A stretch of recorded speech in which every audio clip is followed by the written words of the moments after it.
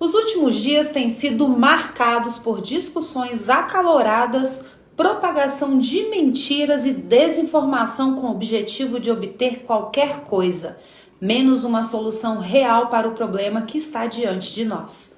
É preciso pensar nas mães violentadas por estupradores e nos bebês prestes a serem mortos. Ambos são vítimas e vamos refletir sobre isso.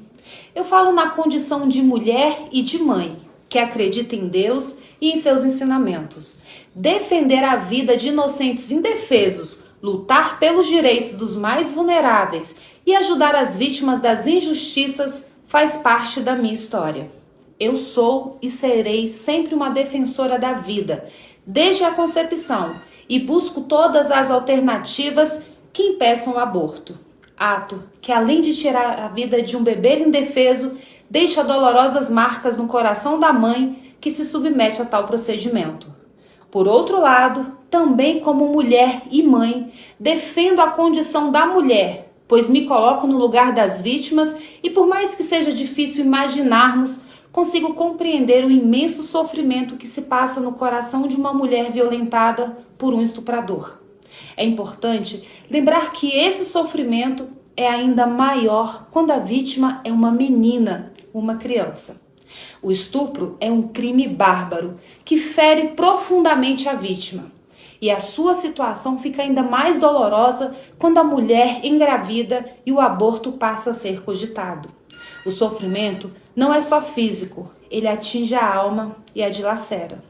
Nesse doloroso impasse, ao contrário do que o atual presidente disse, o monstro nunca será o bebê resultante do estupro e nem a mãe violentada. O monstro, Lula, é o estuprador. Esse criminoso que tantas vezes recebe o presente da saidinha e é defendido pela esquerda. É ele quem deve receber a punição exemplar. E nós vamos trabalhar para que isso ocorra. A mulher, vítima do estupro, passa por uma experiência horrível e isso deve ser seriamente considerado com empatia quando se vai julgar quaisquer condutas de sua parte que são, na maioria das vezes, atos de desespero. O estuprador não é vítima da sociedade como alguns querem considerar, mas ele é sim um monstro destruidor de corpos e de almas e deve ser punido de maneira severa e eficaz, sem regalias. Quanto ao aborto, há alguns dias me manifestei sobre o triste caso da revogação da resolução do Conselho Federal de Medicina que proibia os médicos de praticarem aborto de bebês de 5 meses e meio usando a cistolia fetal, uma injeção que é aplicada diretamente em seus coraçõezinhos, provocando-lhes uma morte dolorosa e sofrida. Esse método é tão cruel que seu uso é proibido na eutanásia de animais, mas, a pedido do PSOL, a justiça autorizou seu uso em bebês. Os médicos fazem um juramento de sempre zelar pela vida das pessoas. E o CFM, que representa a ciência e é garantidor da ética dos médicos, determinou que esses profissionais não poderiam fazer a cistolia fetal em bebês com mais de 5 meses e meio, pois além de ser um método cruel, o procedimento para a retirada dessa criança já seria um pré-parto. Ou seja, mesmo com o bebê morto, a mãe precisará passar pelas dores, sofrimentos e complicações de um parto para retirá-lo. Ambos sofrem, um morre.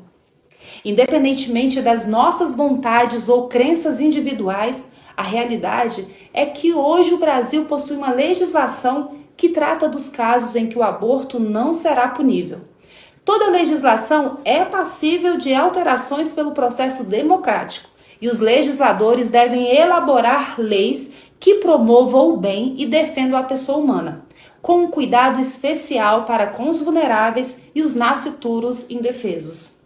Na urgência de sanar o problema agravado pela polêmica decisão judicial, um projeto de lei foi aprovado na Câmara dos Deputados para tentar impedir a prática do aborto por assistolia fetal em bebês com mais de 5 meses e meio de gestação. E aqui eu aproveito para denunciar mais uma mentira. Em nenhum momento o projeto apresentado pune a conduta de meninas menores de 18 anos, até porque no Brasil as crianças e adolescentes não podem receber esse tipo de punição.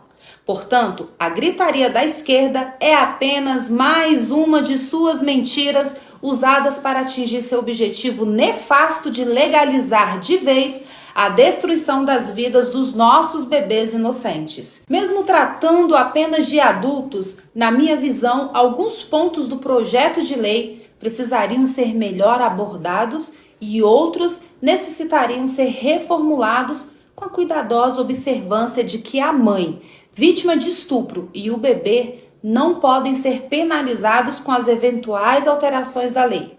Os legisladores devem encontrar formas de impedir o aborto, punindo o aborteiro e sem penalizar a mulher que foi vítima de estupro e engravidou por causa dessa barbaridade. Diante disso, conversarei com o deputado Sóstenes e outros parlamentares para apresentar algumas sugestões e firmar alguns posicionamentos. Por exemplo, 1. Queremos punição severa para estupradores com aumento das penas mínima e máxima. O cumprimento integral da pena, sem progressão de regime e sem saidinhas, salvo se, depois de cumprir 2/3 da pena, o criminoso se submeterá à castração química. Com isso, acreditamos que o número de estupros será reduzido drasticamente. Consequentemente, não se pensará em matar bebês por esse motivo e todos ficarão mais seguros. 2. Não se punirá a mãe, seja ela criança ou adulta, que tenha sido vítima de estupro. Queremos prender o estuprador e, para ajudar na prisão do criminoso, o estupro deverá ser comprovado por meio de boletim de ocorrência ou outros procedimentos policiais que os parlamentares julgarem compatíveis. Lembrando que até 2005 era necessária a apresentação do boletim de ocorrência para a realização do procedimento, mas o governo abortista do PT revogou essa medida. O registro de BO dará início à investigação que aumentará as chances de prisão dos estupradores para que eles paguem por seus graves crimes. 3. Responderão pelo crime todas as pessoas, exceto a mãe vítima de estupro, que contribuírem ou realizarem o aborto de bebês com mais de 5 meses e meio às 22 semanas de gestação. Essa medida aumenta as chances de bloquear a execução do crime, salvando as vidas dos bebês.